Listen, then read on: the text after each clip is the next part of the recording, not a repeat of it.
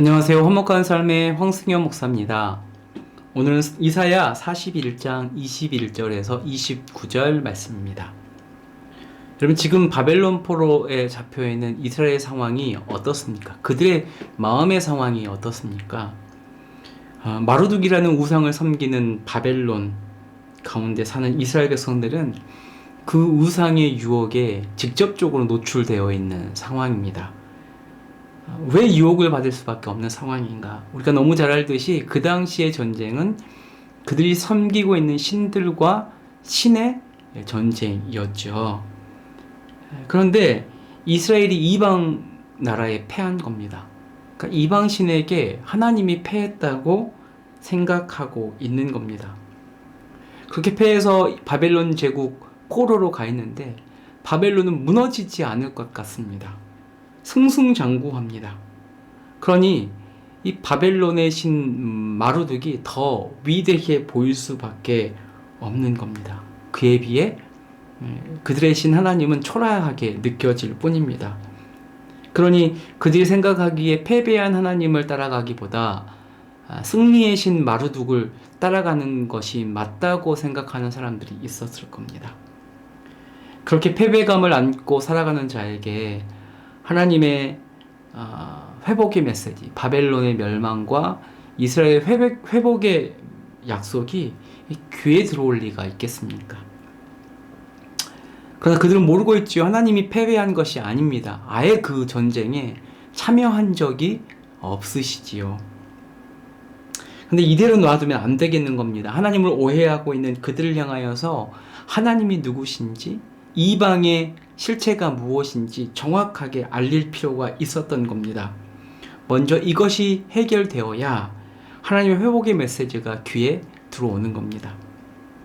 그래서 한 예언자를 세우셔서 바벨론 제국 한 복판에서 바벨론의 신 마루둑을 포함한 모든 나라의 이방 신들이 아무것도 아니라고 담대하게 선포하게 하십니다. 여러분, 생각해 보십시오. 바벨론 땅에서 그들이 섬기는 신이 아무것도 아니라고 선포한다면 언제 어디서 어떻게 얻어터져도 이상하지 않는 상황 아니겠습니까? 그러나 이 예언자는 하나님의 뜻을 따라서 바벨론 한복판에서 이스라엘을 향하여서 외칩니다. 하나님이 이 예언자를 통하여서 말씀하십니다. 너희 우상들 나와라. 재판종으로 나와라. 누가 진짜 신인지 가려보자. 여러분, 우리 뒤에 계신 하나님이 이렇게 기세등등하십니다. 자신이 있습니다. 근데 우리는 너무 세상에 기죽어 있습니다. 여러분, 우리가 세상에 기죽어 있으면 하나님이 어떤 분인지 세상이 알 수 없습니다. 여러분, 예수 그리스도의 위대한 구원의 사건이 있는데 우리가 그것을 부끄러워하면 여러분, 세상이 알 수가 없는 겁니다. 그것이 얼마나 위대한 사건인지. 하나님이 세우신 예언자가 그렇듯 우리 또한 담대해야 합니다. 세상 한복판에서 하나님의 위대하심과 세상의 허무함, 신으로 삼으려고 하는 모든 것들이 아무것도 아님을 말할 수 있는 담대함이 필요합니다. 22절에서 24절, 과연 우상이 진짜 신이라면 증명해내라고 하나님께서 도전합니다. 장차 올 미래에 대해서 우리가 또 지난날에 어떤 일이 있었는지 말해보라고, 복을 내리든지 이 재앙을 내리든지 해서 진짜 신임을 증명해내라고 말씀합니다. 그런데 이렇게 대놓고 따지고 물어도 말 한마디 하는 우상이 없습니다. 28절을 보면 모든 우상을 둘러보았는데 말할 수 있는 우상이 하나도 없다고 이야기합니다. 하나님이 사람들이 위대하다고 칭송하는 그 우상들을 비웃고 계시는 겁니다.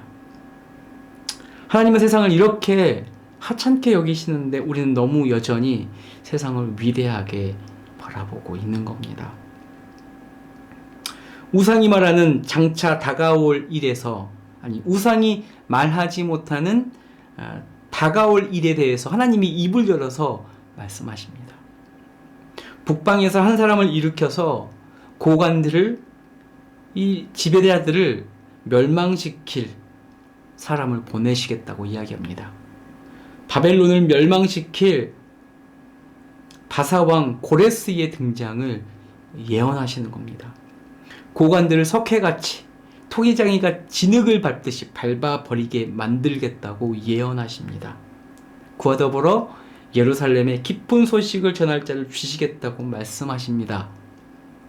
하나님의 이 예언이 어떻게 됩니까? 입을 열어 하신 이 말씀이 어떻게 됩니까?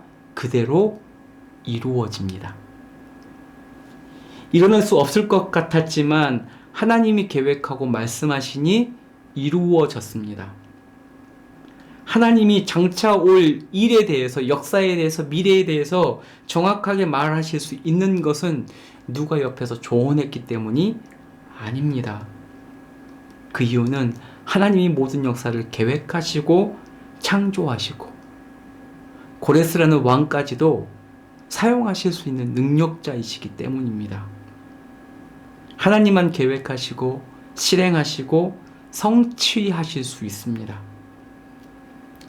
여러분, 불안한 마음에 다른 것에 기대를 걸고 계십니까?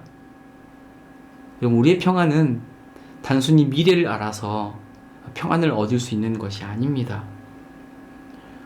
이것을 좀 잘못 오해해서 예수 믿는 사람들도 점을 보러 다니는 사람도 있지요. 여러분, 평안은 미래를 안다고 되는 것이 아니라 역사를 창조하시고 주관하시는 하나님께서 우리의 걸음을 이끌어 가신다는 사실, 신뢰하는 겁니다. 여러분, 우상이 헛것인데 그것을 믿는 자들은 어떻겠습니까? 그들의 인생 또한 헛것입니다. 여러분, 인생의 또 역사의 참 주인이신 하나님을 인정하시며 고백하며 나가십시오.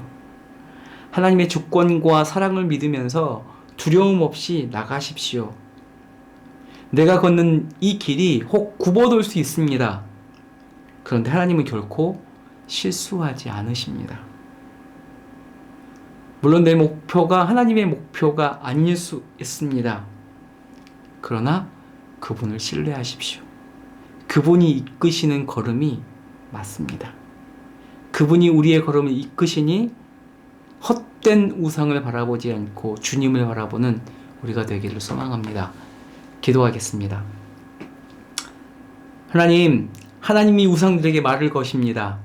한마디도 할 수 없습니다. 한마디도 할 수 없는 우상에게 묻습니다. 네가 장차 올 일을, 지난 일을 말할 수 있느냐? 재앙이나 폭을 내릴 수 있느냐? 아무것도 할 수 없습니다. 그러나 우리 하나님은 장차 올 미래의 일을 아십니다. 왜냐하면 우리가 믿는 하나님이 역사를 창조하시고 계획하시고 주관하고 계시기 때문입니다. 그 주님이 우리를 이끌어 가십니다. 우리의 발걸음을 이끌어 가십니다. 그러니 그분을 신뢰하며 두려워하지 않게 해주십시오. 그분이 이끌어 가시니 실수하지 않으심을 신뢰하며 잠잠히 주의 인도하심을 따라가는 그분만을 의지하는 우리 청년들 될 수 있도록 인도하여 주십시오. 감사합니다. 예수님의 이름으로 기도드립니다. 아멘.